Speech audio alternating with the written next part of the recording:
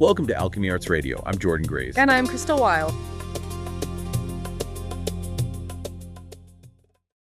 Imagine holding like a tiny pocket-sized museum right in the palm of your hand. You don't have to walk through these grand echoing halls or, squint at tiny brass plaques to understand what you're looking at. Right, exactly. Instead, history's most eccentric, powerful, and mysterious figures are sitting right there in your pocket, basically ready to serve as your personal guides to life's absolute biggest questions. And this particular exploration is it's this incredible intersection of history, art, and mysticism. Today we are opening up Christine Reising's 2026 book, The Wonder Worker Tarot. The core concept of this project is just brilliant. I mean, truly. Reising has created this completely unique tarot deck featuring what she calls historical wonder workers. Yeah, these are mystics, healers, pioneers, rebels, people who actually lived, breathed, and left like massive marks on the world. Right. And she's mapped these very real biographies onto the ancient archetypes of the tarot. Which is fascinating because it changes the entire framework of divination or, even just simple historical reflection. You're no longer looking at abstract, esoteric symbols. You are looking at a human life that physically embodied the weight of that exact symbol. Okay, so let's unpack this because before we can truly understand the cards themselves, we really have to look at how a historical deck like this is born. Right. It doesn't just pop out of thin air. No, it doesn't start in some sterile art studio with a blank canvas. It actually starts with a chance encounter in a French cemetery, of all places. Yeah, the conceptual genesis of the entire Wonder Worker project traces back to a very specific grave. Reising was researching an upcoming trip to Provence, and she sort of stumbled upon the story of a 19th century French mystic and healer. Nizier and Philippe. Exactly, universally known as Maître Philippe. And she said she found him, or, well, maybe he found her. Yeah, it was one of the serendipitous things. She realized his grave was located in the Loyasse Cemetery in Lyon, France. And for Reising, cemeteries are like a vital, non-negotiable part of travel. Oh, interesting. Yeah, she views them as literal repositories of the souls who provide the actual history and culture of a location. So a cemetery isn't just a resting place to her, it's an active, humming archive. That's a really cool perspective. Right. So Maître Philippe's grave became the first mandatory stop on her itinerary, and it essentially provided the spark for this entire series. I just love that idea. Cemeteries as cultural archives. Yeah. And that physical, tangible connection to history is completely mirrored in how she actually manufactured the art for the cards. Oh, absolutely. We should probably be clear for the listener here.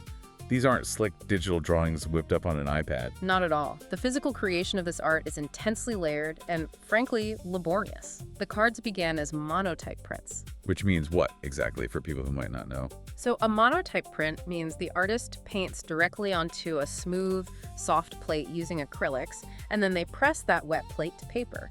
You only get one single, entirely unique impression. Oh, wow. So it's impossible to perfectly replicate. Exactly. And every single one of those prints started with an inkjet transfer utilizing actual historical imagery related to the specific person. She's taking like historical texts, old sepia photographs, classical engravings. Right, and literally layering them into the physical paint of the print. The medium absolutely is the message here. Yeah, I mean, the physical layering of the art perfectly mirrors the conceptual layering she's doing. She's taking the cold, hard, historical context of a real human life, layering it with messy acrylic paint, and then pressing both of those onto a timeless spiritual archetype. That's a brilliant process. It's almost like reverse engineering a ghost, Yeah. You're taking these static facts, like an old portrait, a snippet of handwritten text, and you're breathing life back into them through texture and color. It gives the whole deck an incredible gravity. It really does. So let's look at the structure of the deck itself, because Reising makes a very bold, kind of unconventional choice here. When you think of a standard tarot deck, you usually think it's 78 cards, right? Right, you typically have the Minor Arcana, which are 56 cards divided into 4 suits, much like standard playing cards, and then you have the 22 Major Arcana cards. But the Wonder Worker Tarot only contains those 22 Major Arcana cards. She completely severed the other 56 from the project. She did, and it comes down to a really specific philosophy of reading and interpreting information. In tarot, the minor arcana, which are often called the pips, they usually represent the daily, mundane events of life. The small fluctuations, basically. Exactly. Some readers literally refer to the minors as the chatter that surrounds the heavy foundational messages of the majors, because the major arcana tap into higher universal forces. So it's kind of the difference between checking the daily weather forecast versus understanding the global climate shift. That's the perfect analogy. The major arcana forces you to look at the climate. Yes. And there is a strong historical precedent for reading this way, too. The French tradition of reading the Tarot de Marseille, which is this historic woodcut-style deck dating back to the 15th century, it often relies solely on the major arcana. Oh, really? I didn't know that. Yeah, many people who use that specific historical deck rarely even shuffle the pips into the pile.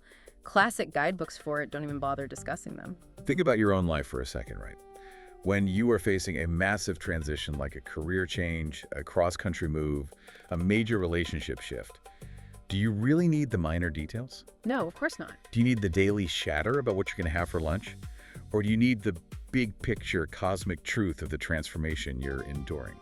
In times of profound transformation, a focused reading is just vastly more illuminating. We live in an age of relentless information overload. Oh, tell me about it. Right. Stripping away all that mundane noise to focus exclusively on 22 core human archetypes is arguably the ultimate tool for deep spiritual growth and clarity. And Rising actually provides specific spreads in the book just for this deck. My personal favorite is the Wonder Worker spread. Oh, I love that one. It's brilliantly simple, just 3 cards. Card 1 asks, what wonder am I capable of? Card 2, what will I need to manifest this wonder? And card 3, what could result from my wonder? It's so direct. It bypasses the mundane anxieties entirely and goes straight to personal empowerment. It literally asks you to identify your latent capability and demands that you act on it. Which means we should probably actually meet some of these historical wonder workers who embody these massive frequencies. Yes, let's get into the figures. Let's start with the very first card, the Fool. Usually the Fool is depicted as a young guy stepping off a cliff, oblivious to the world, maybe with a little dog barking at his heels. Who did Rising choose? So she chose a man named Triboulet. He was born Nicolas Ferial in 1479, and he served as the jester in the court of King Francis I of France. And he had a pretty brutal hand dealt to him in life, physically speaking. He really did. He suffered from severe physical deformities. He had a curved back, twisted legs, exceptionally long arms, and the historical accounts of the era suggest the women at court treated him almost like a pet, which is awful. But he wasn't just a prop, right? Not at all. Triboulet was incredibly sharp. Right. He was a witty, clever, and highly entertaining buffoon. He was actually the perfect courtier because he knew exactly how to play the game. Using his perceived foolishness as armor. Exactly, until he pushed that armor a little too far. Right, he stepped way over the accepted conventions of the royal court when he directly insulted the queen. Big mistake. King Francis was furious and ordered Triboulet's immediate execution. But because he had served the king for so many years, the king gave him one final boon, right? He allowed Triboulet to choose the method of his own death. Yes, and this is where his sharp wit saved his life. Triboulet famously replied to the king, "To die from old age." It's just so brilliant, you can't even be mad at that level of audacity. The king found it so clever that he actually commuted the death sentence and banished him instead. Triboulet fits the fool archetype perfectly because the fool is often seen for his zany, kind of reckless behavior. But there is this cunning wisdom underneath the surface. Yeah, he manipulated the physical court with his wit as both a weapon and a defense mechanism. Maneuvering through impossibly complex life or death situations. It's that journey from innocent naivete to the deep, practical wisdom of knowing how to survive. So Triboulet survived through earthly wit. But Rising contrasts that kind of physical survival with someone who operated on a purely spiritual frequency, which brings us back to the man who sparked the entire project. Right, her choice for the magician, Major Philippe. Nizier Anthelme Philippe. He was born in 1849, and his healing abilities reportedly began to manifest when he was just 13 years old. What fascinates me about him is that he explicitly rejected the title of sorcerer. Yeah, he wasn't out there casting spells or selling potions. And that is a crucial distinction to his legacy. He stated over and over that his part was limited to being an unconscious intermediary between humanity and a higher power. So an empty vessel. Exactly. His esoteric spiritual practice was a pure form of theurgy, meaning He acted as an empty vessel to bring divine healing down into the physical world. Which perfectly aligns with the core motto of the magician in tarot. As above, so below. Taking the vast spiritual energy of the cosmos and grounding it into physical reality. And of course, his fame brought him intense hostile scrutiny from the establishment. He was tried twice in France for illegally practicing medicine. Wait, real? Yeah, but both times he was completely acquitted. That's amazing. And what's crazy is, while he was facing trials at home, he was simultaneously being awarded honorary medical doctorates from the University of Cincinnati and the Royal Academy of Rome. The duality of that is wild. But the ultimate validation came from the highest level of royalty, didn't it? It did. He became a trusted confidant and spiritual advisor to Tsar Nicholas II and Empress Alexandra of Russia. So as the magician, he really represents the ultimate call to action.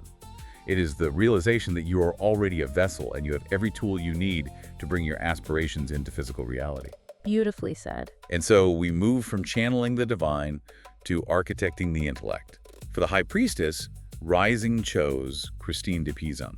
Which is a phenomenal historical selection. She was born in the Venetian Republic in 1364, but moved to France as a child. Her father was the court physician and astrologer to King Charles V. So she was raised right in the middle of all that intellectual energy. Right. Because of her upbringing in that royal environment, she received a comprehensive education that was just exceptionally rare for a woman in the 14th century. What blows my mind about de Pizan is that in the 1300s, when women were entirely marginalized from public intellectual life, she didn't just, write a few poems. No, she went way beyond that. After her husband died and she needed to support her family, she accepted a position as a court writer and literally architected a philosophical city to protect women's intellect. That's a massive conceptual leap. She essentially became the first professional woman of letters in Europe. You're referring to her famous allegory, the Book of the City of Ladies. Yes, exactly. In the text, she is visited by three celestial virtues: reason, rectitude, and justice. And they help her construct a sanctuary, a literal, metaphorical city built entirely from the achievements of great women of the past. It's so powerful. As the High Priestess, she perfectly embodies the divine feminine, pure intuition, and profound wisdom. She represents the prioritization of the mind, encouraging you to look in hidden or secretive places to discover your own authority. So from a metaphorical city, we transition to a woman who actually reshaped the entire modern visual landscape of mysticism. For the World card, Reising chose Pamela Colman Smith, often known as Pixie. This is such a beautiful overdue tribute. Pamela Colman Smith was a British artist, illustrator, and visionary occultist born in 1878. And she had this incredibly diverse bohemian life, right? Oh, completely. She lived between Jamaica, New York, and Britain. She ran in famous literary and theatrical circles and was a member of the Hermetic Order of the Golden Dawn. And that is where she crossed paths with Arthur Waite, the scholarly mystic. Together, they created the Rider-Waite-Smith Tarot deck. We really have to explain how revolutionary her contribution was here. We do, because it's huge. Before Smith, the Minor Arcana cards were basically just pips.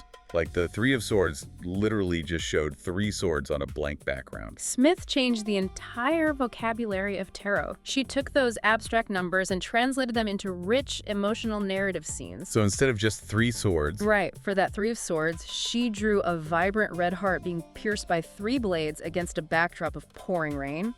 She turned abstract concepts into immediate, visceral stories of heartbreak, joy, and labor. And her designs have sold over 100 million copies worldwide. They are the absolute visual standard for modern divination. But for decades, she was relegated to a footnote in the history of her own deck. What? It was often just called the Rider-Waite deck. Which is a travesty. Yeah. Placing her as the World card, the final, ultimate card of the Major Arcana, representing completion and fulfillment, is a massive statement by Reising. It is the perfect culmination of a lifetime of creative work. The world signifies that the cycle is complete, and Smith's artwork forever altered the landscape of modern mysticism. Then we have the structural pioneer. For the Chariot, Reising features Etea.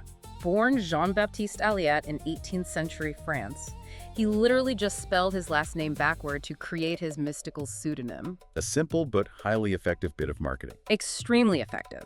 He was a cartomancer who published the very first books dedicated entirely to tarot divination. He didn't just read the cards, he codified the system. So he invented methodologies that practitioners still rely on today. Yes. He formalized specific card spreads. He also introduced the concept of reversals, meaning he taught that if a card is pulled upside down, its orientation fundamentally changes its energetic meaning. Oh, he invented that. He did, and he integrated astrology and the 4 classical elements deeply into his interpretations. He organized societies, founded a school of magic, and published his own custom deck. He was quite literally a charioteer moving forward with ruthless momentum. The chariot archetype represents focused direction, confidently charging ahead with great purpose and overcoming obstacles through sheer willpower. Itaya advanced the art of cartomancy by devoting his entire life to its structural development, actively breaking from tradition to forge a new path. Okay, I have to pause here and challenge the core premise of this project for a second. Sure, go ahead. When we look at Christine de Pizan, Mitra Philippe, AAA, these were complex, flawed, messy human beings. By boxing a real historical person into a single tarot archetype, aren't we flattening them? That's a fair question. Do we lose their essential humanity when we reduce a lifetime of nuance into a two-dimensional symbol? That is a highly valid critique of any biographical art. Whenever you elevate a person into an icon, you are inherently flattening them to some degree. You strip away the contradictions. Right. However, the archetype isn't meant to erase their full nuanced history. Rather, it isolates and magnifies the core lesson of their legacy. So it's about what their life represents to the collective consciousness, not providing a comprehensive objective biography. Exactly. Look at the Justice card in this deck, for example. Rising features Annie Besant, the fierce English activist who fought for Indian self-rule and women's rights. Okay. When you pull her card, you aren't being asked to study the specific, complex nuance of her 19th century political strategies. You are being asked to channel her relentless pursuit of fairness and structural accountability into your own present situation. That makes a lot of sense. The human face gives the abstract concept of justice a relatable flesh and blood anchor. Which actually makes Rising's next artistic choice incredibly jarring. A faceless cards. Right. The human face is comforting. It gives us something to hold on to. But just as we get comfortable seeing these fascinating historical portraits, she removes them entirely. There are 4 cards in this deck that have absolutely no human representation. It is a brilliant conceptual pivot. The 4 faceless cards are the Wheel of Fortune, the Tower, Death, and the Devil. By stripping the human element away from these specific archetypes, she makes a profound statement. Which is? That these are forces in the universe that are simply beyond human negotiation. Let's examine the mechanisms of these cards. The Wheel of Fortune. In this deck, it's depicted as a massive carnival Ferris wheel with a little red fortune teller fish overlaid on the image. Think about the actual physical experience of being on a vintage Ferris wheel. Found at a carnival, these towering mechanical wheels are inherently frightening. Yet you are hanging midair from a great height in a tiny swaying gondola. But the true fear comes from the fact that the patrons riding the wheel are completely at the mercy of the operator. The person at the bottom with their hand on the lever decides when you stop at the top and when you come back down to earth. Yeah. You have absolutely zero control over the rotation. The red fortune teller fish is a classic symbol of good luck, but the implication is that luck is all you have. When the Wheel of Fortune arrives in a reading, it is a stark, unyielding reminder that fate cannot be managed. Regardless of your anxieties, you are being called to surrender and go with the flow rather than futilely resist the turning of the wheel. Because you can't negotiate with gravity. Exactly. And speaking of forces you can't negotiate with, the Tower. This is the card of sudden, unavoidable disaster. Rising depicts it as a crumbling stone structure completely falling apart. But she includes a specific mechanism in the art that is deeply haunting. There is a lightning rod at the top of the crumbling tower. In traditional decks, the tower is usually shown being struck by a jagged bolt of lightning from the heavens, which causes the fiery destruction. Right. Here, Rising includes a tool specifically designed by humans to deflect that exact destruction. But the lightning rod failed. It did. Even with the defensive mechanism perfectly in place, the demolition couldn't be stopped. Stones and boulders are raining down regardless. It forces a terrifying acceptance. You can prepare, you can build your defenses, you can put up your lightning rods, but sometimes sudden, unavoidable change is going to level the structure of your life anyway. You can't humanize that kind of chaos. You just have to survive the rubble and rebuild from the foundation up. That leads naturally into the Death card. Again, no human face. Instead, we see a skeleton, shown from the torso up. The art is stark, mostly black and white. The skeleton represents what survives long after the flesh has departed, and she uses dark black lace elements to symbolize mourning and the finality of loss. But there is a crucial counterweight. The skeleton is blooming with vibrant clusters of flowers. The flowers explain the true mechanism of the death archetype. It is rarely about literal physical death. It's about the transformation from one state of being into another. The flowers are a reminder of the new life that inevitably follows decay. It's the resurgence of violent green growth in spring after a bitter, freezing winter. It's about shedding the aspects of the past that are obsolete so that new possibilities can literally root and grow from the old bones. Finally, we have the devil. Usually this card features some terrifying goat-horned monster chaining miserable people to a rock. Rising goes a totally different, highly esoteric route. She uses the classical alchemical symbol of the rebus. In alchemy, the rebus is a hermaphrodite representing the ultimate philosophical goal, the joining together of male and female, of spirit and matter, of all opposing forces to create the philosopher's stone. In a card, this figure is standing over a chaotic, six-headed bird-like creature. How does resolving opposites relate to the traditional meaning of the devil card? The devil archetype represents our unhealthy addictions, our material dependencies, and our hidden shadow aspects, the parts of ourselves we are deeply ashamed of. Okay, so the shadow self. Right. By using the rebus, the card suggests that personal freedom isn't achieved by running away from your shadow or trying to kill the chaotic bird. Freedom is achieved by recognizing your darkness, confronting it, and uniting with it. Integrating it. Yes. The divine harmony of opposites is the key to wholeness. You have to integrate the dark parts of yourself to take control over your personal dragons. These 4 cards are a masterclass in humility. They strip away the human ego to remind us that time, death, sudden chaos, and the shadow self simply cannot be put on a human scale. You have to surrender to them or integrate them. It's heavy, but incredibly empowering. It is a massive intellectual and artistic achievement, and it's important to highlight that a work of this magnitude wasn't created in a vacuum. Rising's book includes deeply touching acknowledgments to her community. Always important to recognize. She credits her husband of 58 years, Jim Rising, noting he allowed himself to be dragged into more churches and museums than most people could ever tolerate. 58 years of marriage is a wonder work in itself, to be honest. Truly. She also acknowledges her friends David Burkham, who actively collaborated on the tarot spreads, and Garen Horner, the person who actually pushed her to use her prints for a deck in the first place. It's a vital reminder that even the most solitary artistic pursuit relies on a foundation of support. Definitely. Bringing this all together, Christine Reising hasn't just painted a deck of cards. She's curated a portable library of human resilience, sharp wit, and spiritual triumph. And that is the true relevance for you listening right now. Whether you practice divination every morning or you simply appreciate art and history, studying these wonder workers offers a profound psychological tool. It takes the chaotic, overwhelming noise of modern life and distills it down to 22 clear, actionable frequencies. It asks you to look at historical figures who survived their own impossible trials and to recognize that their exact energy, their specific archetype, is available to you right now. Which leaves us with a fascinating thought to chew on. Rising looks back across centuries to find these defining archetypes. People whose complex lives can be distilled into a single, powerful symbol like the magician or the high priestess. Right. But what does that mean for us today? In an era where we constantly curate our own lives on social media, emphasizing our successes and hiding our flaws, are we unintentionally creating our own flattened archetypes? When history looks back at us 100 years from now, will we be remembered as the nuanced, complicated humans we think we are, or will we just be two-dimensional cards in someone else's deck? Think about it.